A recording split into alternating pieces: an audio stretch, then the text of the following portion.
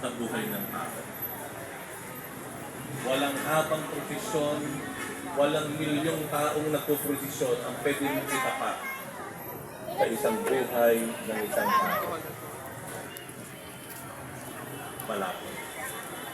Sa Panginoon, mahalaga ang buhay. Tatagpong ito si Lazaro.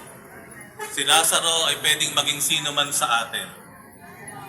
At kung babalikan natin ang Ebanghelyo, walang ginawa ang Panginoon kundi pagalingin ang mga may sakit para maibalik sa magandang kalusugan, kung hindi man, buhayin ang mga patay.